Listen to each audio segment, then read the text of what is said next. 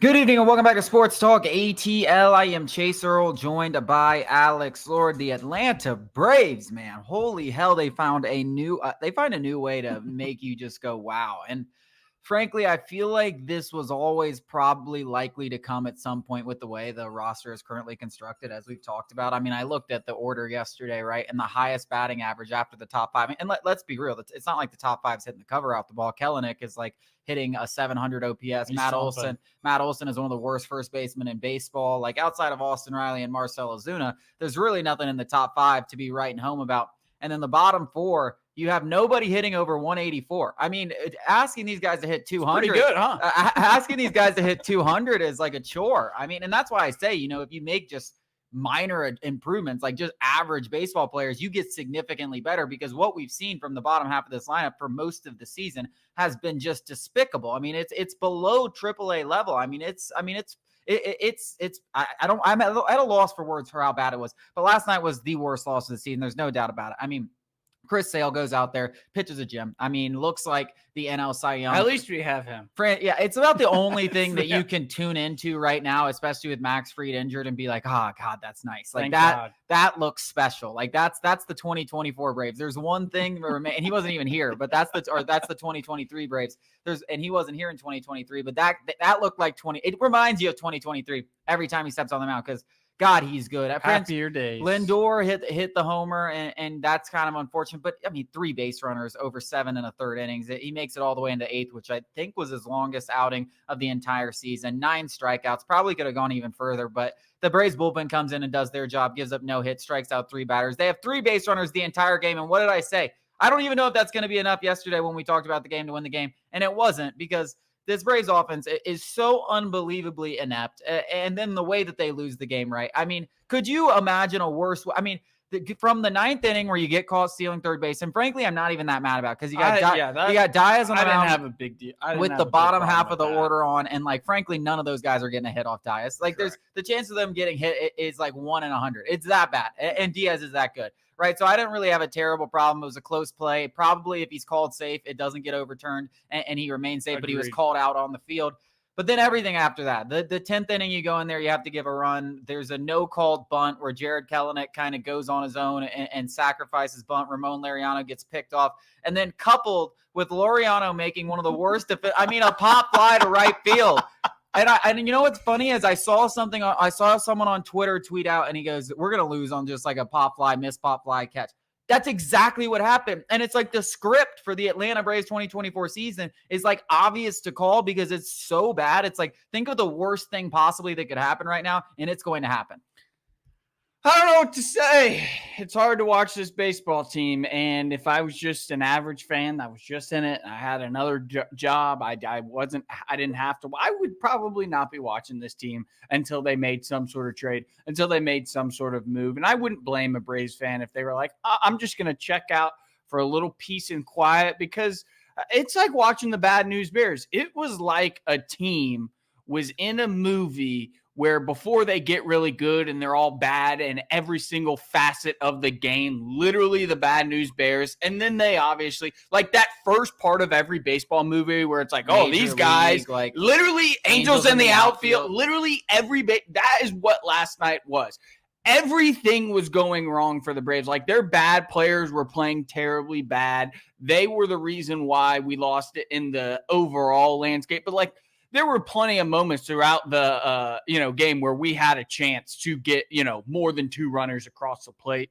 It was just a pathetic display of baseball. It stopped at bottom. Brian Snitker was obviously displeased. I don't really know how people are blaming Brian Snitker for the Jared Kelenic and Ramon Laureano debacle, because that was squarely on those 2 guys being morons. I mean, moronic displays of baseball there.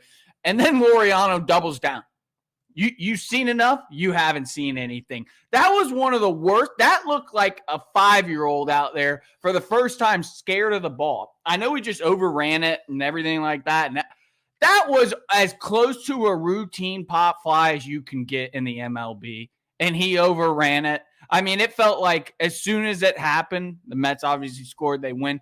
It panned to the crowd, and the crowd wasn't cheering. They were laughing. They were like, oh my gosh, I can't believe we like got Mets. We are the Mets in this situation. Like, it's pathetic. I mean, it's LOL Braves. And it's like it's just bad because there's 4 or 5, like I said yesterday, there's 4 or 5 guys on this roster that have no business being on an MLB roster. And that's you have to replace all of them. And that's why I said the key to the trade deadline, and we'll talk about it a little bit more because some trade deadline action has happened. We'll talk about it later in the show. But the key to the trade deadline is just getting bodies in here that are competent major leaguer that belong on major league rosters. It is hilarious how much this team would improve by, the league average stats, OPS plus, WRC plus, if we just got league average guys into the building. Literally just league average. It would be like a 40% improvement. That's not a joke. Half of the lineup is literally from 30% to 40% below league average in those league-wide metrics. That's how bad. We would get so much better if we were just league average. It's pathetic. I don't even. It shocks me. Adam Duvall shouldn't be on the team. Eddie Rosario, of those 2 guys, if you want to keep one of them for bench purposes, fine. Ramon Laureano should not be on the squad. I'm getting real, nervous about Nacho Alvarez. Nacho Alvarez probably shouldn't have a spot on this roster. Nacho Alvarez shouldn't have a spot on this roster. We have him up here, and maybe we're just going to have to ride him because we have to. But this is Nacho pathetic. Alvarez shouldn't be up here this quickly after playing 29 games at the AAA level and less than 100 at the AA level. I'm high on Jared Kelenic, but let's call a spade a spade. Guy's a platooner. Yes. Right now, he's a platooner. Maybe things change. Maybe things change, but right now, you don't hoping and praying isn't a strategy if you're Alex Anthopoulos. This is what I've been saying. When people are like, dude, the Braves don't need multiple outfielders. I'm like, the Braves need 3 outfielders. They need a platoon. We need one starter. They need 2 guys. Everyday starter. They need 2 guys in right field. And until Michael Harris back, they need someone in center field. They need 4 outfielders. Yeah. And you need a middle infielder to at least have insurance between Arcia and Nacho Alvarez. So you need 5 guys. And frankly, if they don't go out there and attack it this way, they're not going to have much of a chance of making a noise in the postseason. It's not going to be and I really think they will. I know we haven't made a move yet, but I like we said, I'm not looking here for stars. Like the Randy Arozarena got traded yesterday. Again, we'll talk about that later. But I'm not looking for those kind of guys. I'm looking for literal average players that just belong in the major leagues. That we suck. I can't. They don't embarrass the organization. I mean, that's what it was. It was an embarrassment. Ramon Laureano was cut by the Cleveland Indians, one of the worst offensive teams in baseball.